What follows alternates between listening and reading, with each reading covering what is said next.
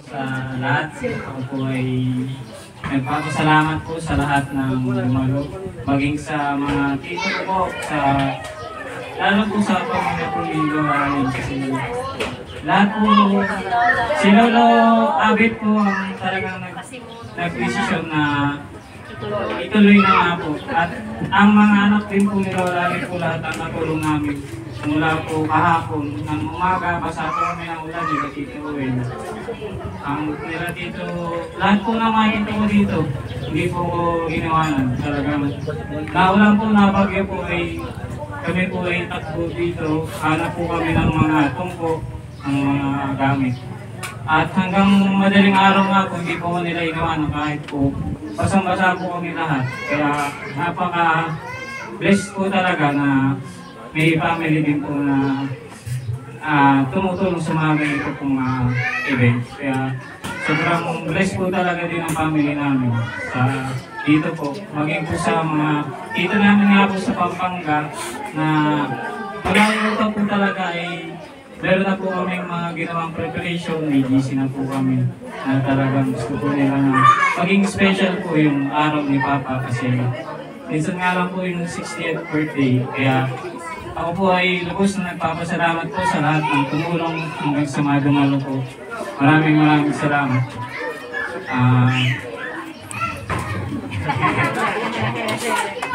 Yan nga po. Kung si Mimi po ay standard, ako po kasi ay kabalik ka lang po kasi ako po ay medyo po malikot. Medyo lang po para pero kilala po ko ng iba dyan. Ako naman po ay, syempre, yun nga po, si Papa po ay pastor, teacher, meron po kaming kumbaga po, yun nga po, yung standard sabi ng kapatid, kung may iniingatan po kami, iniingatan din po namin na syempre po si Papa nga po, pastor, teacher, na may masabi po sa kanya kasi gusto po namin na nandun yung pag-alang ng miyembro, maging ng mga estudyante niya sa kanya. Kasi yun nga po yung ministry po ni Papa, yun nga po yung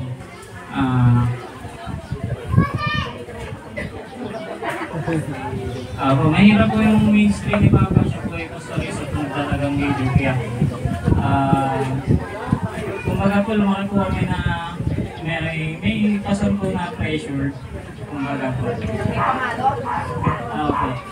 Na tapos sa church, gano'n po sa exam na dapat mag-attend. Tapos po sa school naman po kasi nga po teacher. Gano'n din po dapat po mag-excel.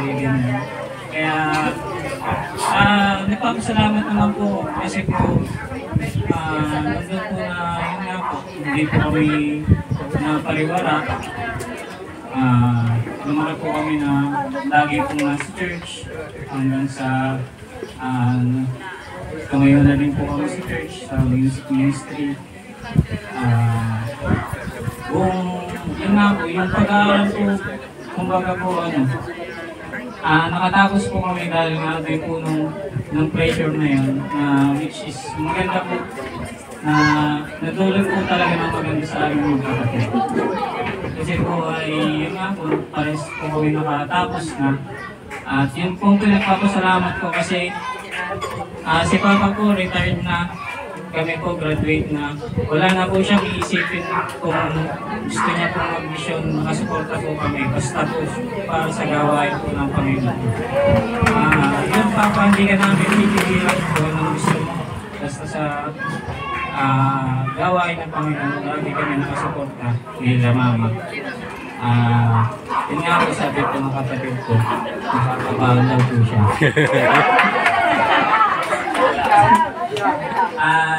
Susuporta po talaga kami basta po sa gawain ng Panginoon. Yun po. Happy birthday, Papa. Salamat kami.